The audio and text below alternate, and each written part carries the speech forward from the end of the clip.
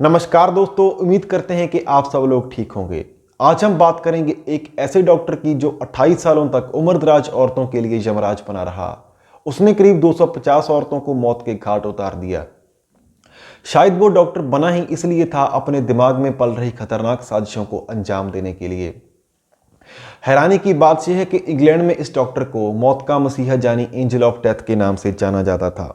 वो उन तमाम मरीजों की मौत के फरमान खुद ही लिखता और खुद ही उनके डेथ सर्टिफिकेट पर अपने दस्तखत भी करता था। ये सनसनीखेज किस्सा इंग्लैंड के मैनचेस्टर का है। वहाँ एक डॉक्टर था, हारोल्ड शिपमैन। इस डॉक्टर ने अपने जुर्म के जीवन में एक तो नहीं, ना ही 10-20 बल्कि पूरी 250 उम्रदराज औरतों को मौत के घाट उतार दिया।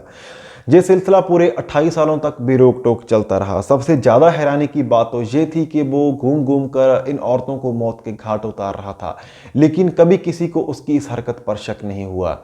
इससे चौंकाने वाला पहलू एक ये भी है कि इसके निशाने पर होती थी सिर्फ और सिर्फ उम्रदराज महिलाएं। बताते हैं कि इस एंजल ऑफ डेथ वाले डॉक्टर हारोल्ड शिपमैन पहले अपने मरीजों का बाकायदा भरोसा जीता था और फिर उन्हें उस सफ़र पर रवाना कर देता जहां पर मौत का मिलना तय था।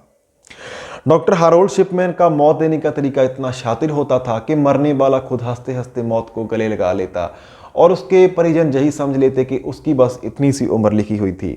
पूरे अस्पताल क्या पूरे शहर में कभी किसी के गुमान में ये ख्याल नहीं आया कि एक डॉक्टर के बेश में शैतान बन चुका है और मौत बांटता घूम रहा है। इस डॉक्टर की शैतानी फितरत के बारे में लोग इसलिए भी अंदाजा नहीं लगा पाते थे क्योंकि वो अपनी हरकतों से किसी को शक की गुंजाइश नहीं देता था। यहाँ तक कि इस डॉक्टर ने उन तमाम लोगों के अंतिम संस्कार में भी हिस्सा लिया जिनके डेथ सर्टिफिकेट पर उसने सिग्नेचर किए थे। वो इस बात को पक्का करने कब्रिस्तान पहुंचता था कि उसका मरीज पूरी तरह से मौत के आगोश में पहुंच चुका है या फिर नहीं, लेकिन लोग उसकी इस हरकत को नेक नीयत से जोड़कर उसका अभिनंदन करते नहीं थकते थे। अब सवाल उठता है कि आखिर इस डॉक्टर की पोल पर से कैसे पर्दा उठा और लोगों के सामने इसकी सच्चाई कैसे आई। ये बात 1998 की है। इंग्लैंड के साउथ मैनचेस्टर में एक औरत को अजीब सा एहसास हो रहा था। दरअसल उसे अचानक ये बात खटकने लगी कि इस जिले के अस्पताल में उम्रदराज औरतों के मरने का एक सिलसिला सा चल पड़ा है। जब उस महिला ने गौर किया तो पाया कि ये तमाम औरतें एक ही अस्पताल में अपना इलाज करवाने गई थी और इलाज के दौरान इन सभी औरतों की मौत हुई।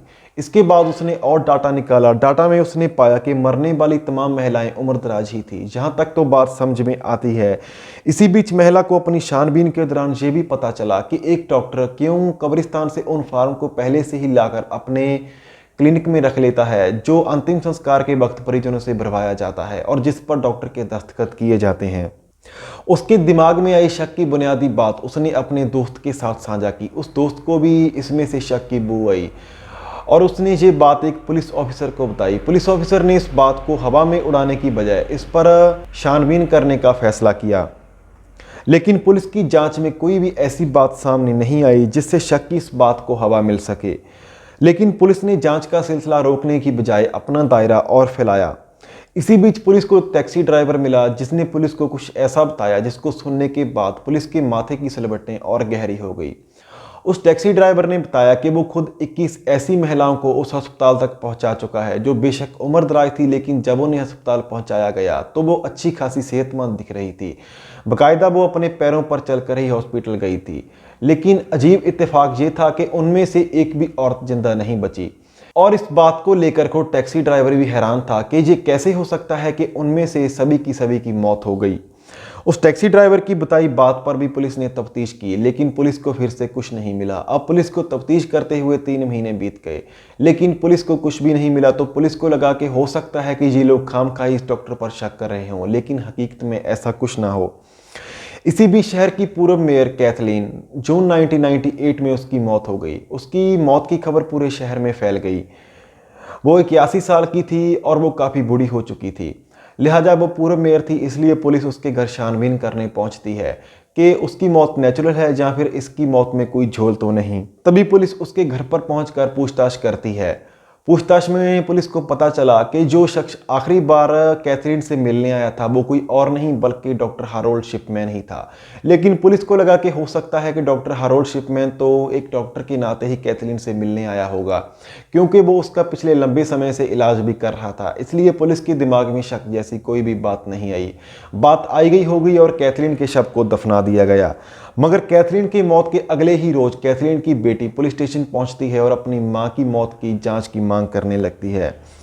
असल में इस जांच की सबसे बड़ी वजह थी कैथरीन की वो वसीयत जिसमें कैथरीन ने अपनी आधी प्रॉपर्टी यानी 3.5 करोड़ रुपए की प्रॉपर्टी डॉक्टर हैरोल्ड शिपमैन के नाम कर दी थी। बेटी के लिए चौंकाने का सबब इसलिए था क्योंकि उसने डॉक्टर हैरोल्ड शिपमैन को कभी भी अपनी मां के पास नहीं देखा था और ना ही उसकी मां का उससे कोई पुराना नाता था।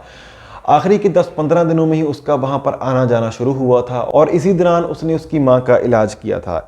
ऐसे में वसीयत में इतनी बड़ी रकम देने की और क्या वजह हो सकती है। लिहाजा उसकी बेटी ने पुलिस के सामने अपना शक जाहिर किया। अब पुलिस के सामने एक बार फिर से उस डॉक्टर का नाम आया जिसके बारे में पुलिस ने पहले से ही शहर में खुसर पुसर सुन रखी थी।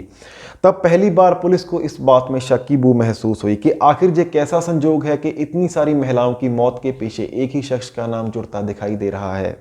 लिहाजा पुलिस ने अब नए सिरे से जांच करने का इरादा किया। लिहाजा पुलिस ने जांच करने के लिए कैथरीन के शव को कब्र से बाहर निकाला और उसे फोरेंसिक जांच के लिए भेज दिया। जांच हुई और मौत की जो वजह सामने आई उसने पुलिस को भी चौंका दिया क्योंकि जांच रिपोर्ट में साफ लिखा था कि अफीम की ज्यादा खुराक की वजह से कैथरीन की मौत हुई है। पुलिस अब ये पता लगाने में जुट गई कि क्या कैथरीन सच में ड्रग एडिक्ट थी या फिर वो किसी दवा के रूप में ड्रग्स का सेवन करती थी। रिपोर्ट देखकर बेटी हैरान हो गई। जांच आगे बढ़ी तो बात साफ हो गई कि शायद कैथरीन को वो डोज सिरिंज की वजह से यानी सुई से दी गई है, लेकिन सुई से तो दवा कोई डॉक्टर ही दे सकता है। अभी पुलिस इस बात की तहकीकात में लगी ही थी, तभी पुलिस को इस बात की भी इत्तला मिली कि जिस वसीयत का दावा कैथरीन की बेटी ने किया है वो भी फर्जी है।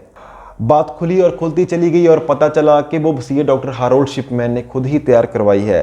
तब पुलिस ने अपनी छानबीन को और गहरा करना शुरू किया। पुलिस आखिरकार उस कंप्यूटर तक पहुंच गई जहां से ये वसीयत निकली थी। करीब 4 महीने की गहरी छानबीन के बाद 7 सितंबर 1998 को पुलिस आखिरकार डॉक्टर हैरोल्ड शिपमैन को गिरफ्तार कर लेती है। डॉक्टर के खिलाफ पुख्ता केस तैयार करने के लिए पुलिस अब उसकी कुंडली खंगालनी शुरू कर देती है। 1948 में हैरोल्ड शिपमैन का जन्म हुआ और वो अपनी मां से बेहद प्यार करता था। लेकिन जब डॉक्टर हैरोल्ड शिपमैन 11 साल का था तो उसकी मां की कैंसर की वजह से मौत हो गई। डॉक्टर हैरोल्ड शिपमैन ने देखा था कि डॉक्टर उसकी मां को अफीम से तैयार होने वाले मॉर्फिन के इंजेक्शन लगाते हैं। बावजूद इसके उसकी मां को बचाया नहीं जा सका। लेकिन डॉक्टर हैरोल्ड ने महसूस किया था कि जब डॉक्टर्स उसकी मां को मॉर्फिन के इंजेक्शन देते तो उसकी मां अपना दर्द भूलकर सो जाया करती थी।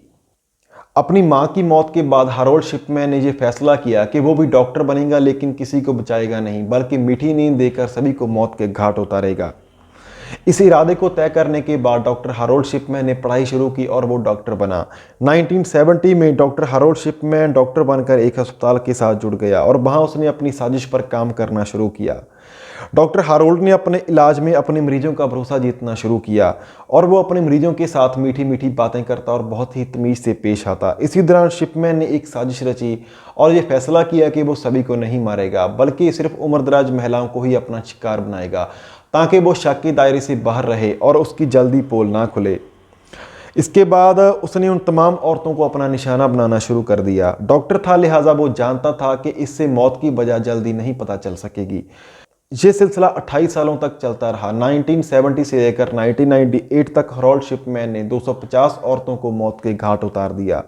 पुलिस ने डॉक्टर के तमाम केस को पुख्ता सबूत के तौर पर तैयार करने के लिए 15 औरतों की डेड बॉडीज को कब्र से बाहर निकाला और फोरेंसिक जांच के लिए भेजा और उसमें भी सभी औरतों की मौत की वजह अफीम की ज़्यादा खुराक ही थी। तब अदालत में पुलिस ने पूरा केस तैयार करके डॉक्टर हैरोल्ड शिपमैन को कातिल के रूप में अदालत में पेश किया। अदालत ने सभी सबूतों को मद्देनजर रखते हुए डॉक्टर हैरोल्ड शिपमैन को आजीवन कारावास की सज़ा सुनाई। जेल जाने के कुछ सालों बाद 2004 में अपने 58th बर्थडे पर डॉक्टर हैरोल्ड शिपमैन ने फांसी लगाकर जान दे दी। आप हमें कमेंट करके ज़रूर बताएं कि आपको हमारी स्टोरीज़ किस तरह की लगती हैं। ऐसी और स्टोरीज़ को देखने के लिए आप हमारे चैनल को सब्सक्राइब करें और बेल आइकन को प्रेस करें। हम मिलते हैं आपको एक नई कहानी के साथ। तब तक के लिए नमस्कार।